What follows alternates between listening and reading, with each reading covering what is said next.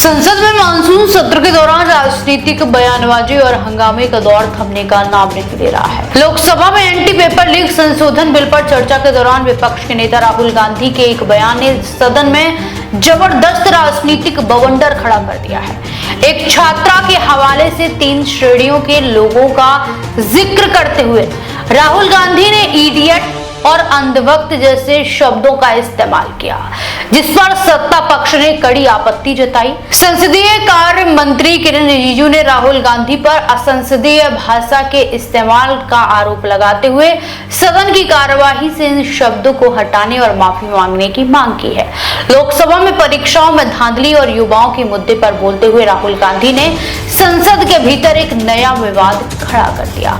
राहुल गांधी ने एक छात्रा से हुई बातचीत का हवाला देते हुए समाज में 3 तरह की श्रेणियों का जिक्र किया। उन्होंने कहा कि पहली श्रेणी उन छात्रों की है जो हमेशा नया सीखने और सच की तलाश में रहते हैं, लेकिन इसके बाद राहुल गांधी ने जैसे ही दूसरी और तीसरी श्रेणी के लोगों के लिए इडियट और अंधभक्त जैसे शब्दों का इस्तेमाल किया, पूरा सदन हंगामे में बदल गया। राहुल गांधी के इन शब्दों का प्रयोग करते ही सत्ता पक्ष के सांसदों ने तुरंत इसका विरोध शुरू कर दिया। संसदीय कार्य मंत्री किरण रिजिजू ने तुरंत खड़े होकर ऐतराज जताया और कहा कि विपक्ष के नेता को इस तरह की असंसदीय भाषा का इस्तेमाल करने से बचना चाहिए। किरण रिजिजू ने स्पीकर से मांग की कि राहुल गांधी द्वारा इस्तेमाल किए गए इन शब्दों को सदन की आधिकारिक कार्यवाही से हटाया जाए, क्योंकि एक लोकतांत्रिक बहस में इस तरह की अपमानजनक शब्दावली का कोई स्थान नहीं है।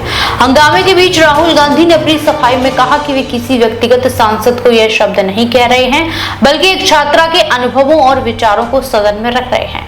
हालांकि सत्ता पक्ष के लगातार विरोध रक्षा मंत्री राजनाथ सिंह के हस्तक्षेप के बाद लोकसभा अध्यक्ष ओम बिरला ने स्थिति को संभालते हुए असंसदीय शब्दों को रिकॉर्ड से हटाने के निर्देश दिए।